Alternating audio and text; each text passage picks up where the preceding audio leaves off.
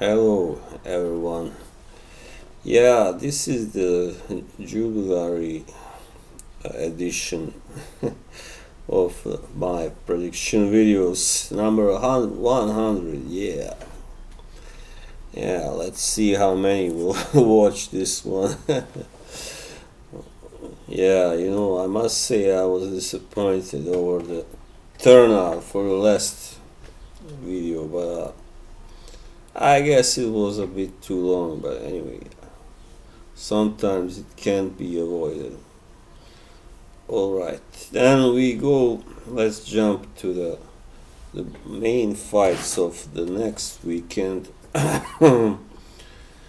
Yes, the first fight that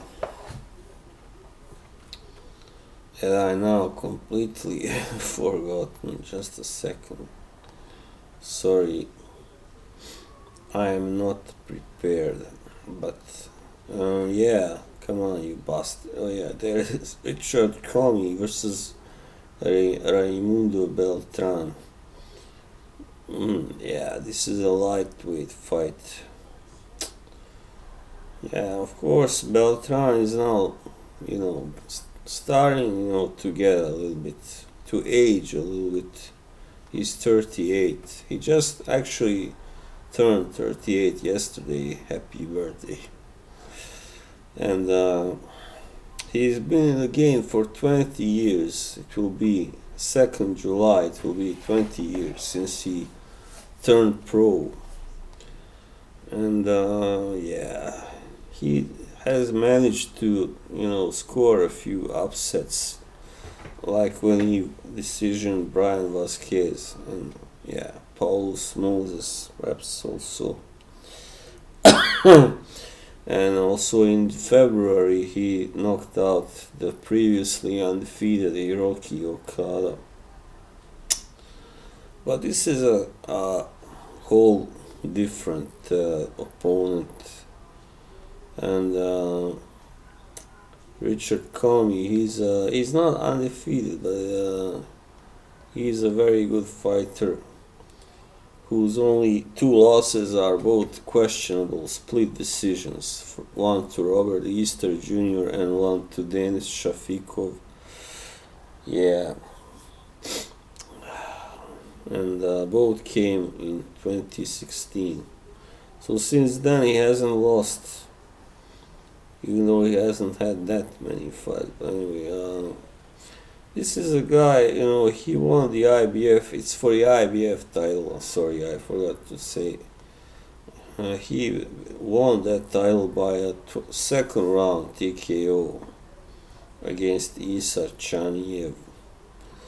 So I guess you have to favor him a little bit, even though he's not fighting at home. But of course, it can be a little bit difficult to win if it's a close fight against a Mexican American fighter in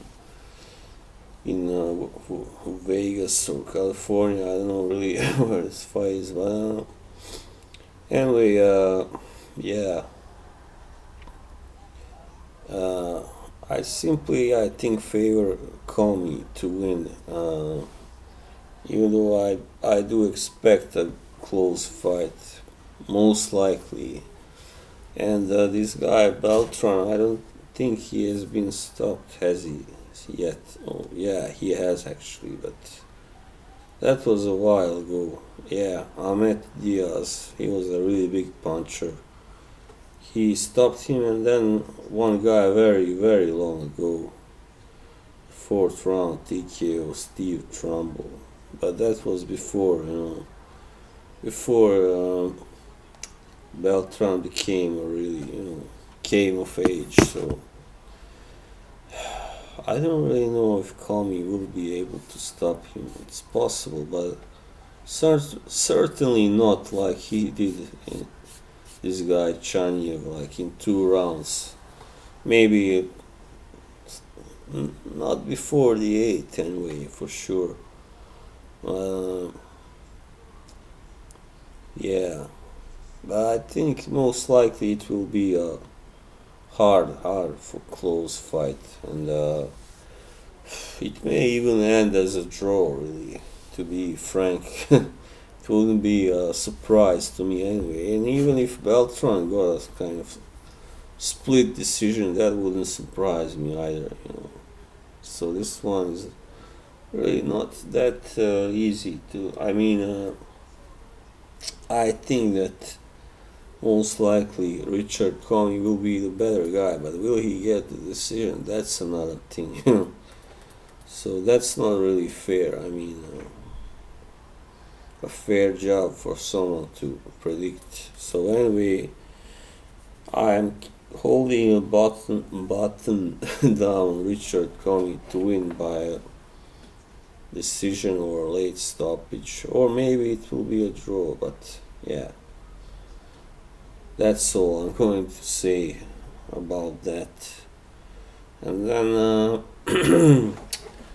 Jermall Charlo is fighting against Brandon Adams, and yeah, Jermall is now, of course, he's still the interim WBC middleweight champion, and of course hasn't really lost a fight yet, even though sorry, some people have said that the last fight against Korobov that was a little bit close, and that the decision wasn't that fair, perhaps. But anyway, on paper he's unbeaten, and he's got 28 wins and 21 knockouts. Pretty impressive.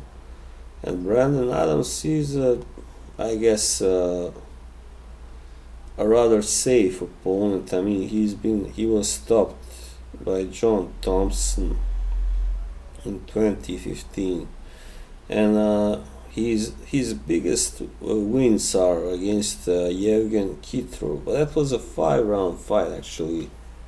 I mean, I've never heard of that outside the contender, perhaps. And yeah, he won on points, and then he also won on points in a 10-rounder against Shane Mosley Jr. But who is Shane Mosley Jr.? He's just the son of a famous former fighter. So, and yeah, he's also lost to Willie Monroe Jr. Oh yeah, whose father just passed away the other day. That was very sad. So, a tribute to Willie the War Monroe.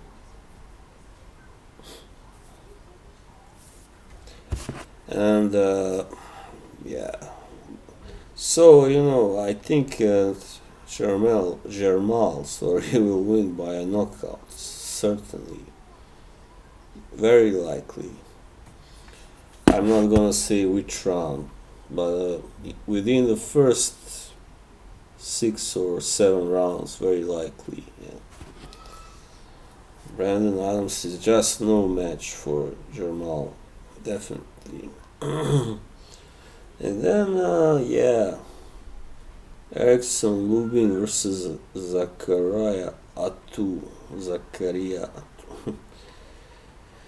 Yeah, well, Erickson Lubin, he looked pretty good until he was demolished in 1 round by Jermall Charlo in 2017. And that was a big surprise because Jermall never really showed before that kind of power like his brother, like always showed very destructive. But yeah, who knows? Just gonna say. And he beat Ishe Smith, in his last fight, and I think Ishe is now retired. This guy Erickson Lubin, he's a puncher, and 15 KOs in 12 wins. 20 wins. That was a big boo-boo. And of course, his only loss is this to Jermall Charlo. Well, this guy Atu, he's French. I don't really know anything about him, but I see won the European super welterweight title and yeah, beat Orlando Giglio, who I know from when he fought. Didn't he fight? Sorry, no, that wasn't it. But anyway, of course, Lubin is the favorite here, and he's fighting at home, and all that. I'm not sure. This guy Atu has 6 losses already, 2 draws, so most likely it will be a rather, easy fight for Lubin, and very likely he will win by a stoppage of some kind. Alright, and then to perhaps the best fight, of the weekend, Dimitrius Andrade versus Maciej Sulecki. Yeah, well, Andrade, he's a guy that, that doesn't always fire on all cylinders, and he's kind of wasted some of his talent away on being too cautious, and he's not that exciting anyway, usually, against, rated fighters. So see in his last fights, this is rather funny. 1, 2, 3. Last 5 fights all lasted 12 rounds, but he scored a TKO in 2 of them, and 3 of them were decisions. So that's funny, in a way. But this is the first time, perhaps, anyway, since he fought Martirosyan and Willie Nelson, maybe, that he's really up against a true challenger, and so this guy Sulecki, or Sulecki as Americans call him, he's got really, real boxing ability, and he's lost only to Danny Jacobs so far, who is so good that he nearly beat Canelo anyway, and Triple G. It was very close in both fights. And he beat Gabriel Rosado and also knocked out Hugo Centeno Jr., which was a really quite an accomplishment, since Centeno Jr. was undefeated at the time. Well, alright, both guys are 6'1", but Andrade has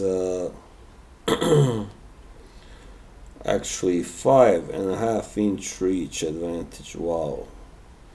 I don't know why, but very often these fighters from Eastern Europe have small reach compared to their height. I don't know why. Like, many of them, like Lucian Bute and Darius Michalczewski. But anyway, this may be a problem, getting with inside that reach for Sulecki, and